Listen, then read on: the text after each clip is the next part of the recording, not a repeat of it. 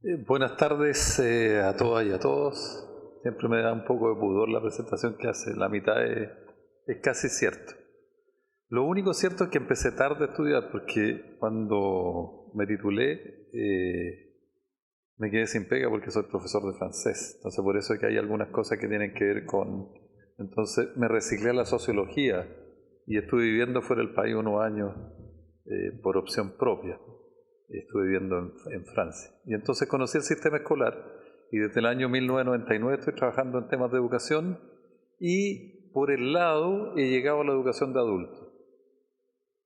Y ahora en el último par de años, gracias a la adjudicación de un proyecto, pude trabajar con, entre comillas, deserción en la educación básica, que es un tema que a nadie que está medio invisible, la deserción en la educación básica.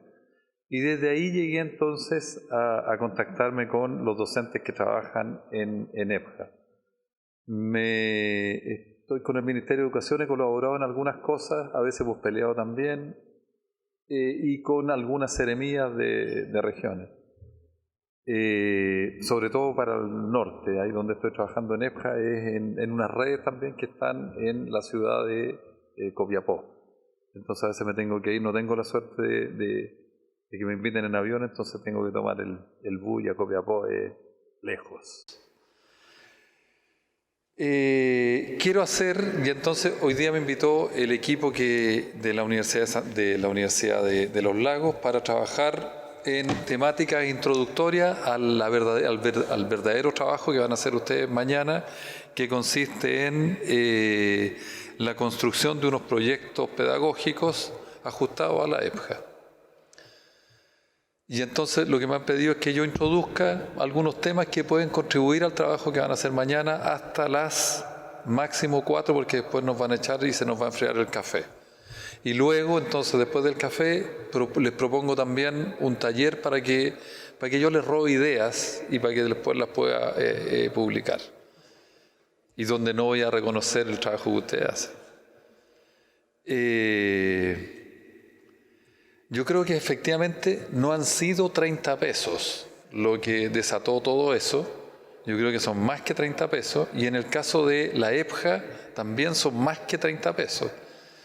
En el año 1990 aparece un documento que termina titulándose Educación para Todos.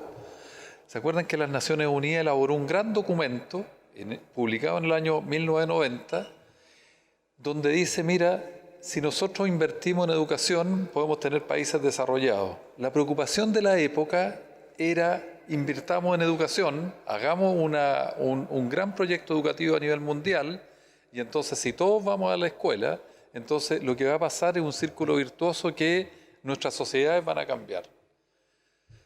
Por lo menos en el caso chileno no ha pasado, y en otros contextos latinoamericanos tampoco, y en algunos europeos hace un par de años atrás vimos lo que sucedía, o más de un par de años atrás en Grecia, etc. Mira, una de las promesas del año 1990, dentro de los compromisos que a nivel mundial las naciones que forman las Naciones Unidas, donde nosotros somos socios, el documento también lo pueden descargar, un documento público. Dentro de los 4 temas, uno era la educación de adultos. Lo que tenemos que hacer como planeta es invertir en la educación de adultos. Y entonces, efectivamente, hemos visto algunos cambios, porque ahora no solo los castigados van al CEIA cuando el sostenedor es municipal, ¿no es cierto? Ahora como que uno está eligiendo también ser parte de esa educación, que hasta hace poco era como el rol del árbitro, ¿no es cierto? El castigado, el que necesitaba unas horas para completar las 44, entonces tenía, por el momento, mientras te sale algo, un puestito en la EPJA.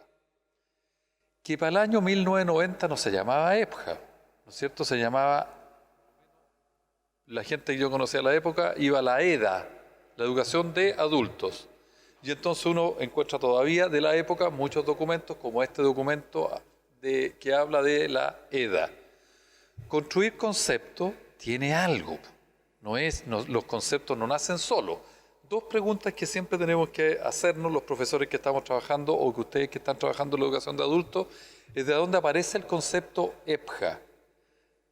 Le aseguro que no lo inventamos nosotros. El concepto de EPJA no se creó en Chile, porque tiene la misma nomenclatura en Argentina, pronunciado distinto en Brasil y se escribe más o menos igual.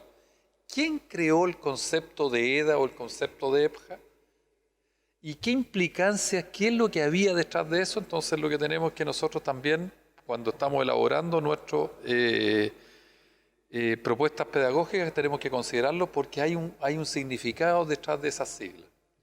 Bueno, en el año 94 se publica La educación encierra un tesoro, que es conocido como el informe de Delors. Entonces, cuando uno estudia en la Universidad de Pedagogía, se habla y aparecen las nociones de lo virtuoso que es trabajar en la educación, y nuevamente se hace una mención a la educación de adultos.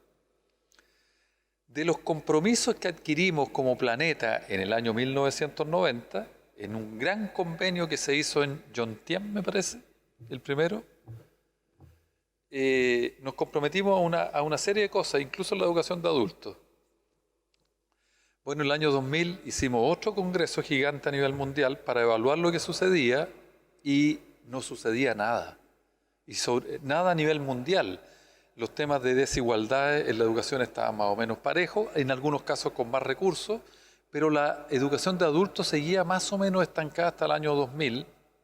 Y el 2015, entonces el 2000 lo que se hizo, bueno, para no perder de nuevo 10 años, hagamos una cosa más operativa, y se creó nuevamente un compromiso para que el 2015 pudiéramos mirar qué es lo que sucedía, y nos comprometimos a una Agenda 2020.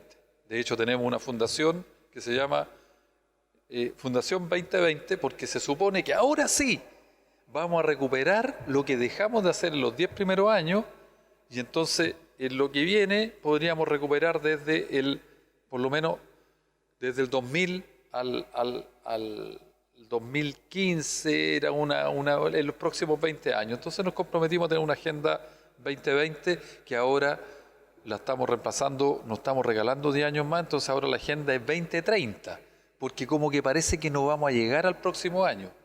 De la misma forma, como no nos vamos a jubilar con el 100% del sueldo que estaba comprometido en el año 80 para los que jubiláramos en el 2020, entonces parece que como no vamos a llegar a los compromisos EPJA 2020, le estamos alargando 2030. Hago esta introducción para saber en qué es lo que estamos, ¿eh? Y eso es lo que me ha pedido la universidad que considere. Bien, dentro de la tecnología a veces me pilla, dentro de mejor aprieto esto. Lo bueno de todo es que, como estamos despertando de todo, estamos como los vulcanólogos. La EPJA en Chile, desde que la bautizamos, desde que asumimos el concepto de EPJA, estamos en un periodo de ebullición. Ya no somos el patito feo, más o menos que el Ministerio de Educación y las autoridades están preocupadas de lo que sucede con el devenir de la formación docente en las diferentes modalidades de la educación de la EPJA. Por eso que digo que estamos en un contexto emergente, porque además como que tenemos que cambiarle el nombre, como están llegando tantos adolescentes, entonces estamos justo para que bauticemos la EPJA, porque ya no son solo jóvenes, sino que para que le agreguemos los adolescentes. Y ahí la otra A podría ser de adolescente, y si ustedes tienen menores de edad, podría también colocar la ñ. Entonces, ahí vamos a tener una dificultad porque va a ser como EPña. No sé cómo arreglarlo. Sobre todo para la gente que trabaja en la modalidad que tiene Gendarmería de Chile para los adolescentes, y los que trabajan en Sename, en las distintas modalidades o submodalidades que tiene Sename. Entonces, ahí son fundamentalmente niños menores de 18 años.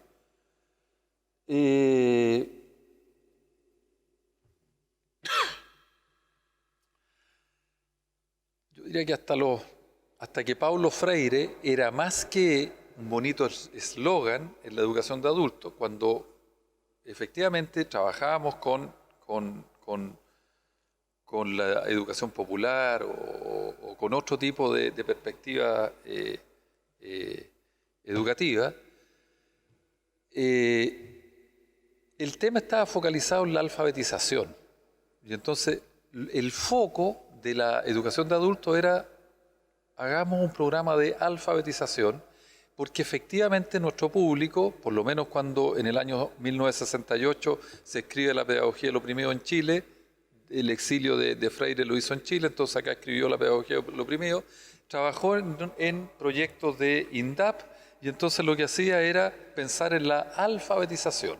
Lo que tenemos que hacer entonces es, para disminuir los problemas de alfabetización o de lectura sobre todo, entonces generó y propuso y creó en Chile un método que él conocido como los círculos de cultura de Freire.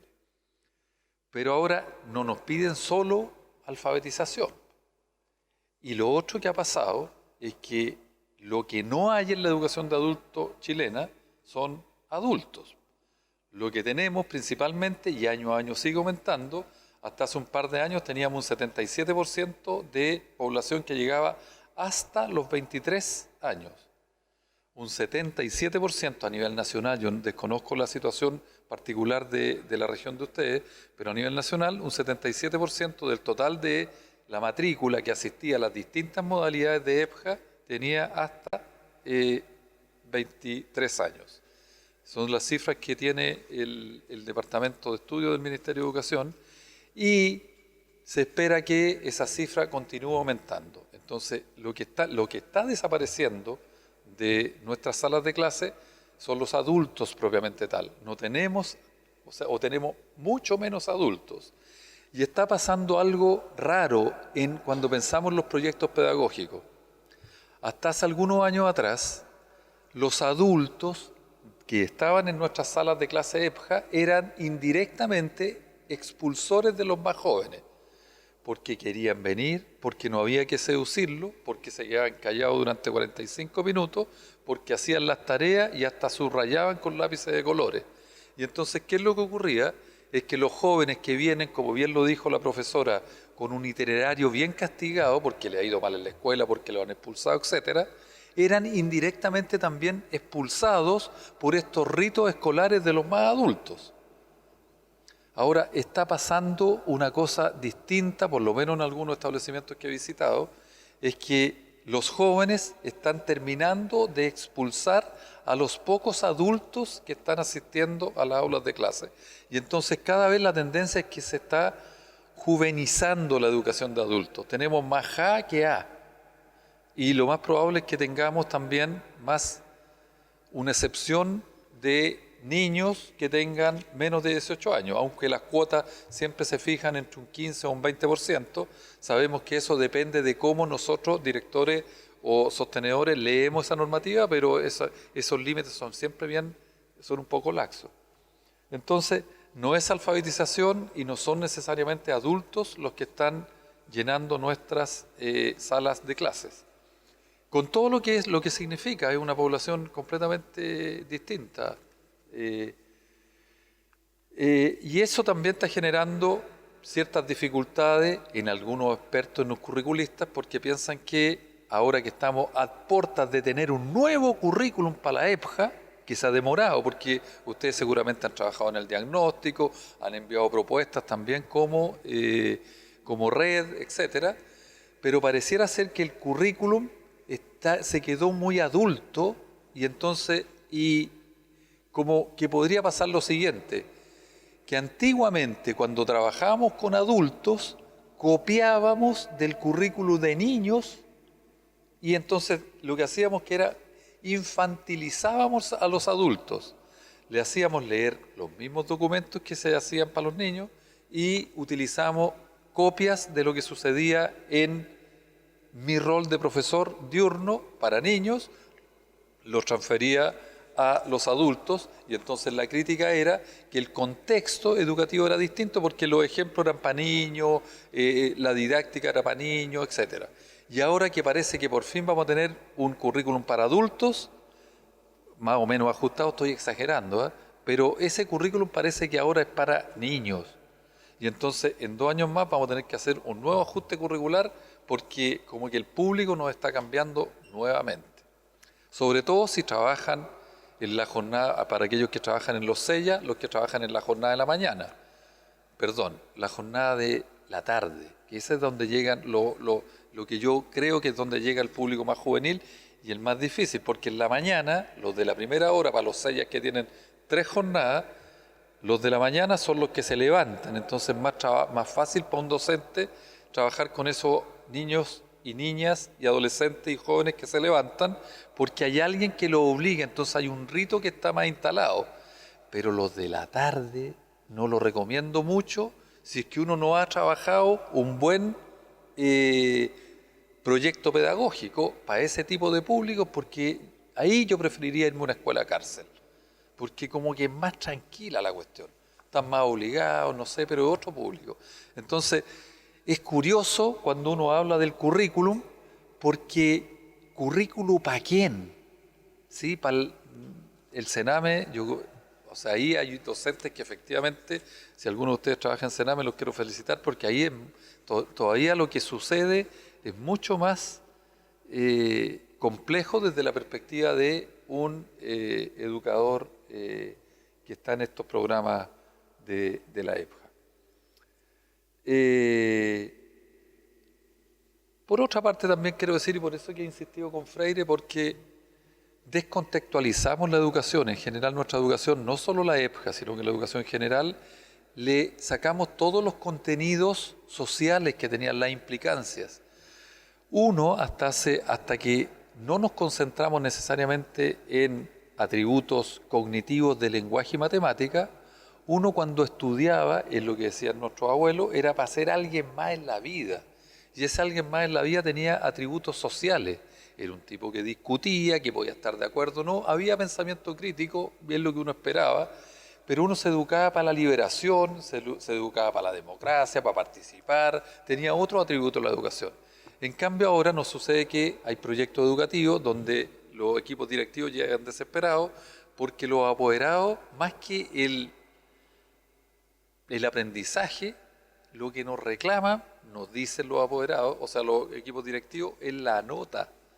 Entonces, como que en la nota, en el resultado, se pudiera traducir efectivamente el aprendizaje. Ahora eso lo construimos entre todos. Todos fuimos educados para eso. Por eso que mucha gente no entiende que mis 3 hijas, porque tengo plata para poder enviarla a otro, soy uno de los afortunados en Chile, para enviarla a un colegio particular subvencionado, particular pagado, pero por opción van a un colegio público, porque le creo poco a la educación. Yo quiero otra educación, quiero educación para el amor, para mirar el cielo, que pelee, etcétera. Me gusta más ese modelo que yo creo que es el que está emergiendo, reemergiendo ahora, reemergiendo en las discusiones, y entonces con los apoderados nos peleamos porque unos están por el sí, otros por el no, etcétera. Que no pasa cuando uno selecciona por el capital que tiene en La Plata el tipo de establecimiento, porque ahí vamos los mismos, ¿sí? Bueno, eso es lo que quiero explicar ahora. Esa es la introducción, que ya la hice bastante larga, es lo que quiero y ahora mostrar, que se los voy a subir y vamos a hacer un video con el trabajo, que es lo que quiero explicar. Algunas consideraciones. La primera de estas consideraciones tiene que ver con las transformaciones sociales y el rol del profesor y el rol de la escuela en general. Y nos han castigado también, y docentes hemos sufrido durante mucho tiempo, la siguiente estigmatización en general. Los profesores normalistas o los de antes, esos sí que eran buenos. En cambio, los de ahora son la mayoría marmicop. ¿Sí? Salen, bueno, ya estoy antiguo, es decir, sacados rápidamente, ya no existe marmicop, parece. Son profesores express, entonces no saben de la vida. En teoría pueden saber mucho, pero en la práctica no. No te sacan los dientes, etcétera. No es un maestro, ¿no es cierto? Pero uno tiende a pensar eso en la vida, tiende a pensar que los profesores de antes eran mejores, los médicos de antes también eran mejores. Como que todos los profesionales y los periodistas de antes, eso sí que eran buenos, como el Pelado Martínez, los de ahora, nada. Esa es una tensión que nosotros tenemos que verla, pero en realidad no sé si es tan justo decir que los de antes eran tan buenos. ¿Por qué? Porque ahora quiero mirar algunos datos sociales primero. Lo primero, que tiene que ver con la relación entre sociedad y escuela, es que, tal como dice en la diapositiva, antiguamente el control o la custodia de los niños estaba compartida por más instituciones. Entonces, y esas más instituciones también tenían que ver con las comunidades, con la lógica de la comunidad pequeña como está acá. Como la lógica de un pueblo chico, el control y el cuidado era mucho más compartido y no estaba centrado exclusivamente, estoy pensando en esto, por el tipo de mentalidades y de población con la que tenemos que trabajar, que no necesariamente fue la nuestra, ¿sí? La de ahora vive en otra cuestión y como somos solo jóvenes o tenemos un 80% de jóvenes dentro de la sala de clase, tenemos que considerar que vienen con un formateo, como el formateo de los computadores, distinto. Y ese formateo le tiene menos respeto al cura, a la monjita, a la vecina que mira por la ventana, a la comunidad chica, ¿sí? Esa relación cambió, yo diría, radicalmente. El primo, las vacaciones en conjunto, que también ayudaban al cuidado y al control, yo creo que eso ya desapareció casi, porque además la economía no nos da para tener, en mi caso por suerte me da, tengo 3 hijas. Pero de lo contrario, con la tercera ya lo pensamos si es que nos daba, si es que podíamos, y la universidad y el colegio y etcétera, si es que va a la universidad, porque ya lo estamos dudando también. Porque para heredarles 15 millones de deuda, cuando terminen, entonces mejor juntémosle plata, le pasamos los 15 millones y hace otra cosa, una peluquería.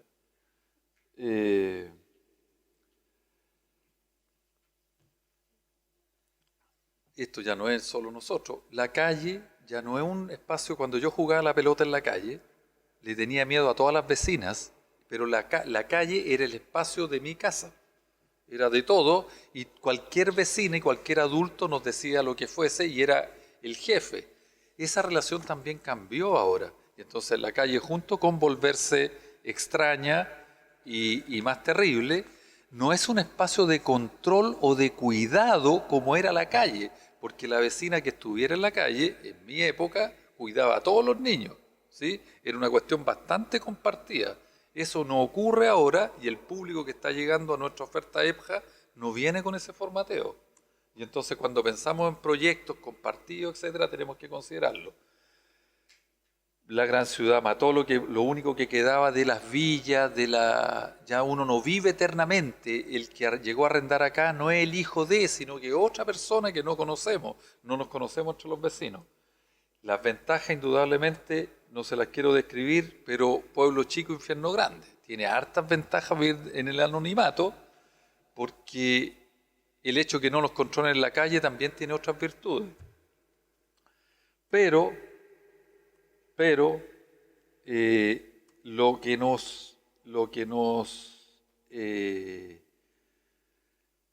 la familia, en este caso, y la escuela ya no tienen a la comunidad y tienen a muy pocas instituciones en la custodia, y entonces por eso que cuando vamos a algunos contextos escolares lo que encontramos es, mira, a mí no me preocupa que estos niños no aprendan. Yo me conformo con que estos niños estén aquí porque como que los estoy cuidando y entonces evito todo eso. Esos discursos que nosotros tenemos y que tenemos también como docentes tiene que ver también con estas transformaciones que están pasando y que a veces no nos damos cuenta en estos poquitos años. Si ustedes ven Los Venegas del año 1984, que era un programa de televisión que está en YouTube, el capítulo número 1, se mueren. Esos gallos se van todos presos. Los demanda el Ministerio de la Mujer. Es que otro planeta y pasó ahí en 1984. Pero es otro mundo, ¿sí? Imagínense lo que ha pasado después con toda la emergencia de otras formas de socialización o de comunicación. En muchos casos, y sobre todo los que estamos trabajando en EPJA con el público más infantil, entonces la escuela es el primer lugar donde la autoridad es aprendida o es interactuada con estos nuevos públicos que están entrando a la EPJA. La autoridad no personal, es decir, la institución, ¿sí? La universidad, cuando uno habla de el nivel central o cuando uno habla de la Ceremi, no existe algo que se llame la Ceremi, pero uno le tiene miedo.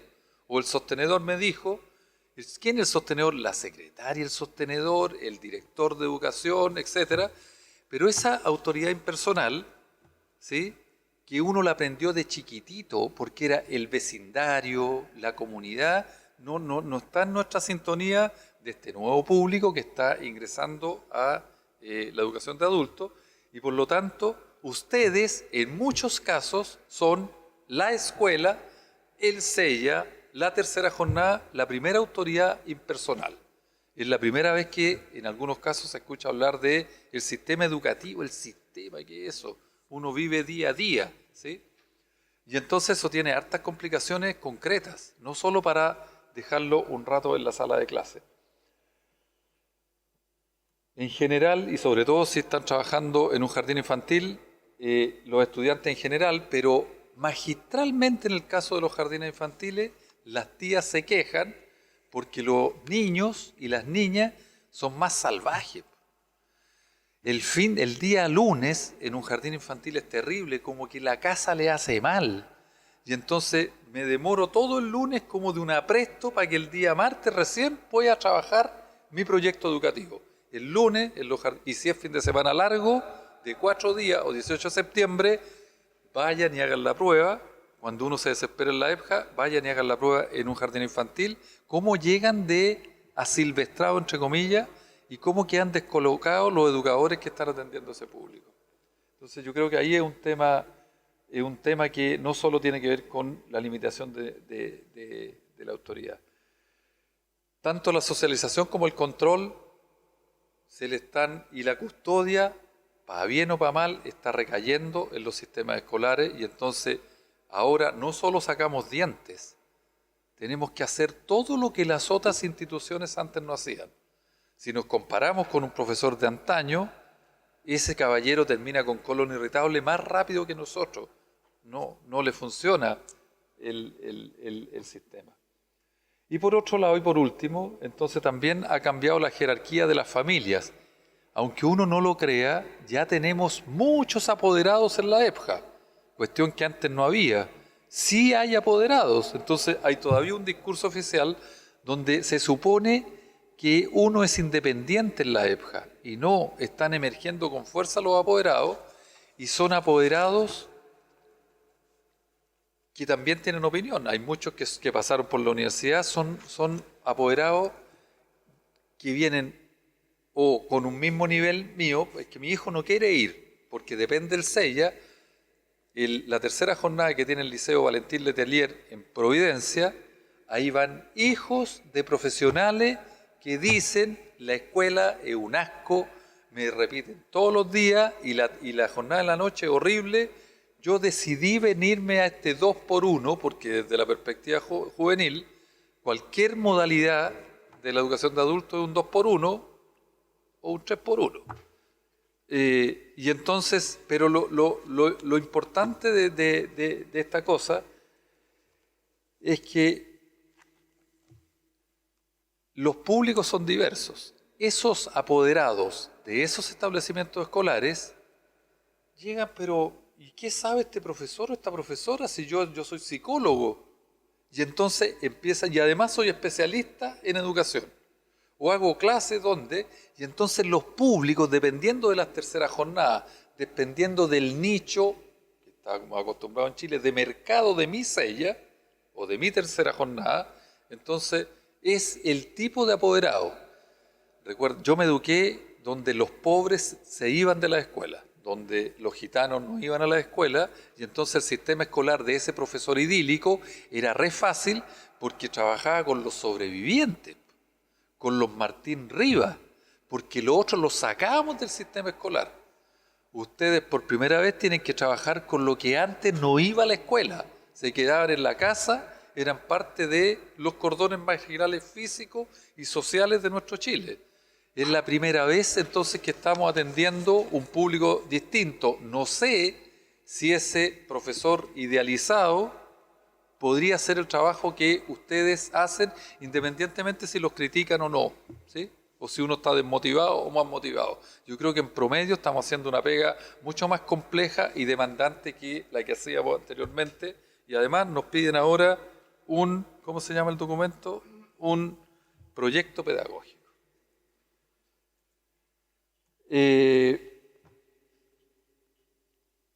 Una segunda consideración, porque se me está acabando el tiempo, es que tenemos una infinidad de modalidades EPJA. Yo creo que aquí también tenemos que ser un poco críticos, pero también decir dónde me ubico yo.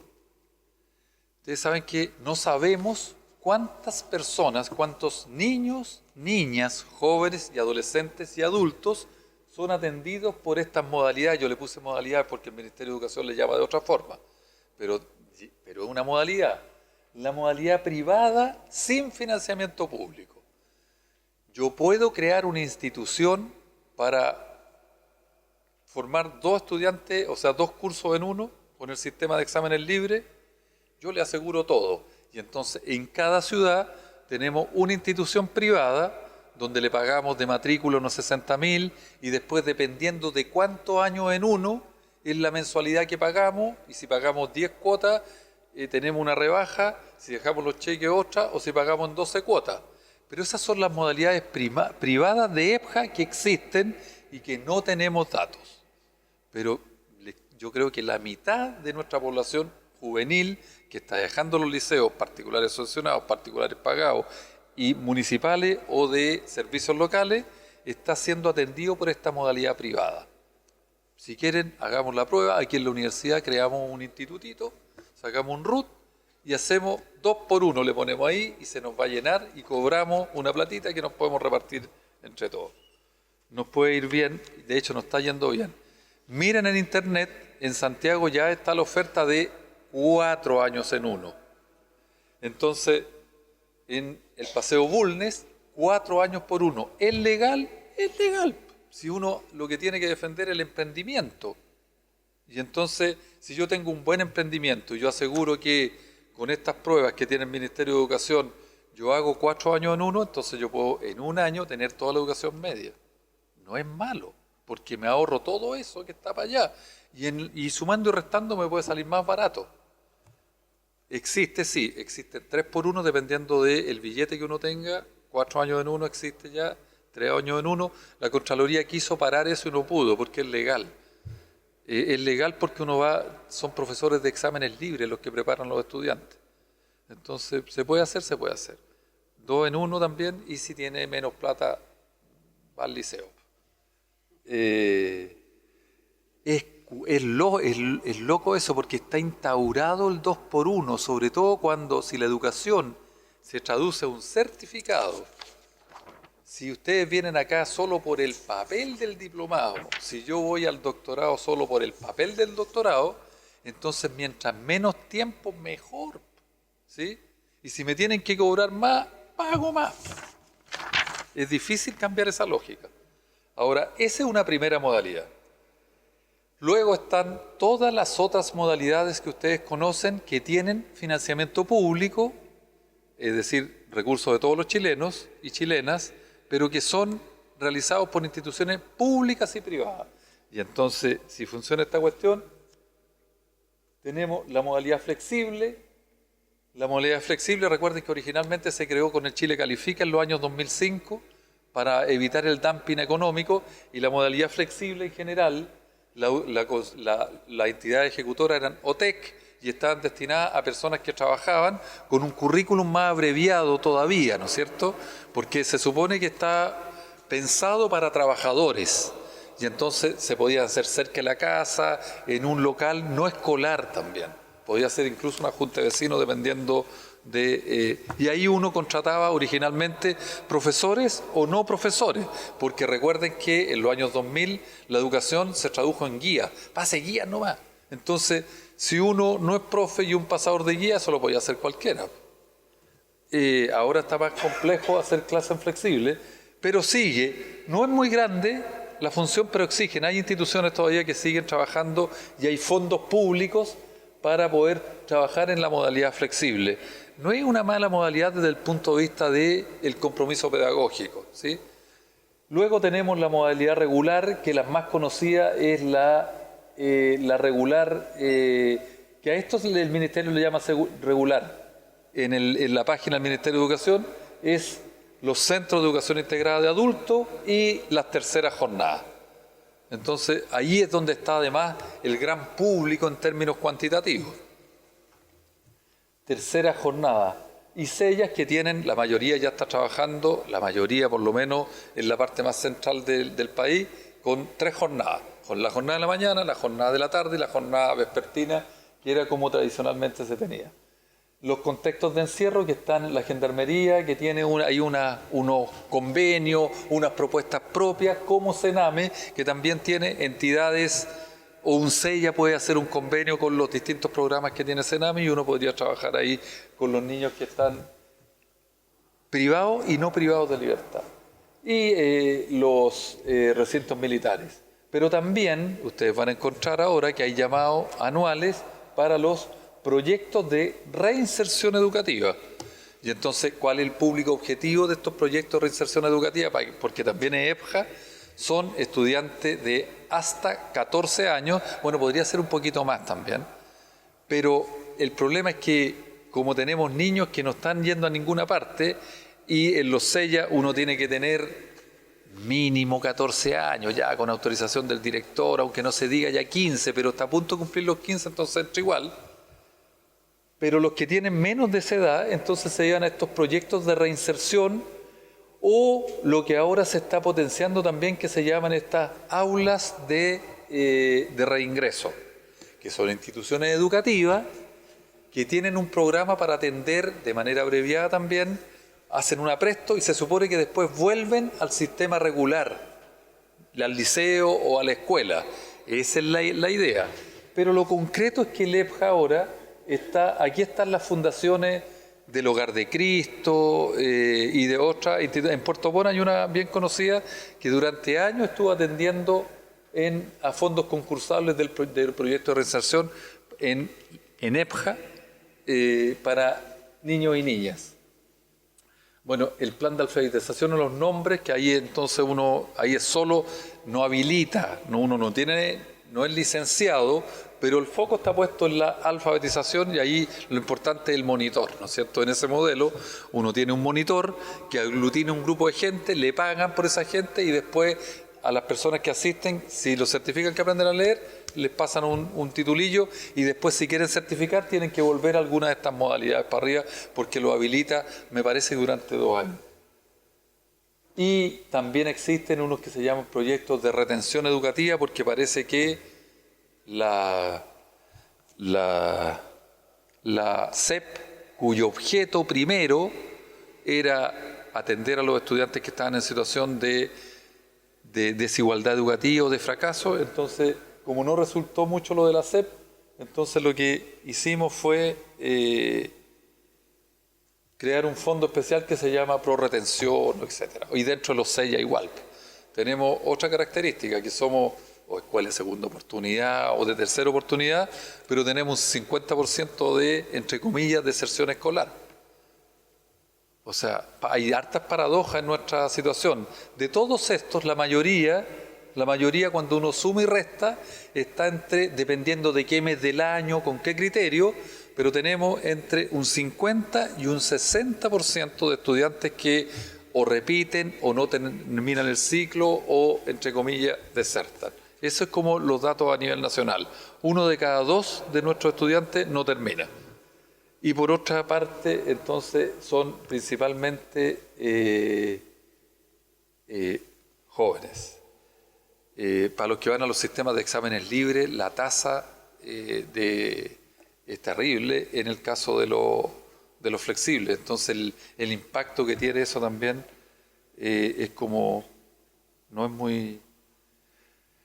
Tenemos dificultades hace un tiempo atrás para decidir cuál es nuestro nicho, cuál es nuestro público, sobre todo los más infantiles. No sabemos cuántos niños están fuera del sistema. Según un estudio que hizo la Universidad de Chile, potencialmente tenemos como 358.000 niños que no han terminado, que son potenciales actores de la EPJA, ¿sí?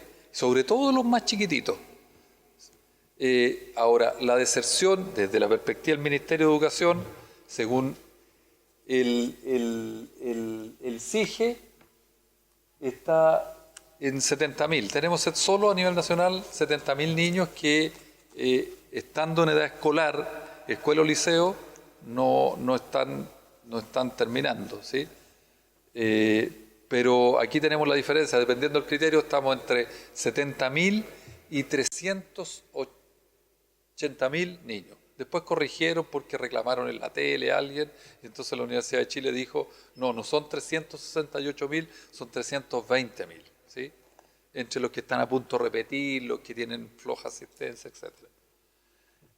No sabemos cuántos son más o menos nuestra demanda potencial, pero lo que sí sabemos es que junto con tener un 50% de deserción escolar, tenemos una matrícula que está al alza.